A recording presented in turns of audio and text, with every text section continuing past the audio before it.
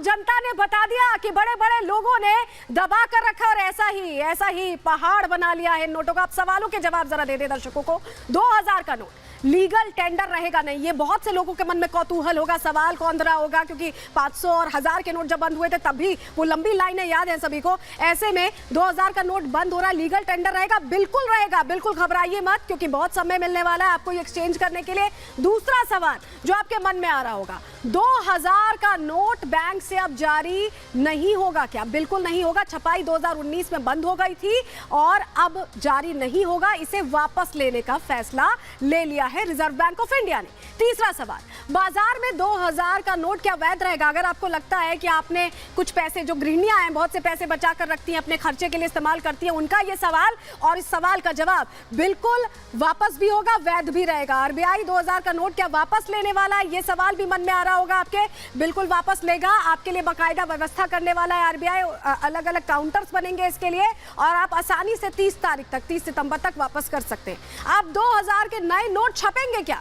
बिल्कुल नहीं छपेंगे, इसकी जरूरत नहीं बता रहा है आरबीआई, क्योंकि आरबीआई का कहना है कि सर्कुलेशन भी कम था और जरूरत भी मार्केट में नहीं है, जो एनालिसिस किया गया है। और जो सवाल आपके मन में होगा, 30 सितंबर तक क्या वैध रहेंगे 2000 के नोट? जी हाँ, आपको पूरा समय मिलने वाला है, करीब 1.5 महीने हैं अभी लगभग, तो आपको इतना समय मिलने वाला है और ये नोट आपके लिए तब तक एक्सचेंजेबल रहने वाले। और हमारे साथ आकाश जिंदल साहब जुड़ रहे हैं, उनका रुख कर लेते हैं। आकाश जी, बहुत सारे सवाल अंदर की खबर के जो दर्शक जुड़े हैं उनके मन में कौंध रहे हैं कि ये फैसला क्यों लिया गया?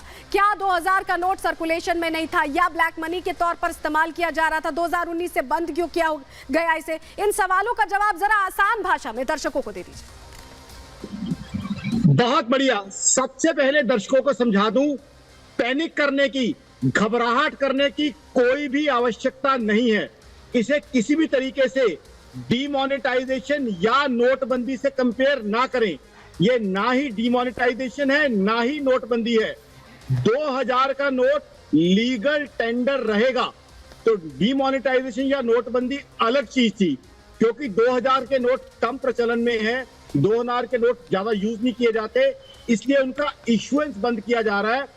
और किसी के पास अगर 2000 के नोट है, उसे घबराने की कोई आवश्यकता नहीं है। वो बैंक में जाके इन नोटों को जमा कर सकता है। तो इसलिए पहले तो किसी भी तरह का पैनिक ना करें, किसी भी तरह की कोई घबराहट ना करें, आराम से देखें।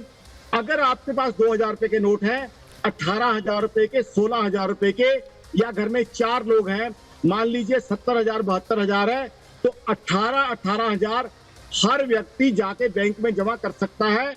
30 सितंबर तक का टाइम है, एक सफिशिएंट टाइम दिया गया है, और आपके नोट की वैधता किसी तरीके से भी खत्म नहीं हुई है।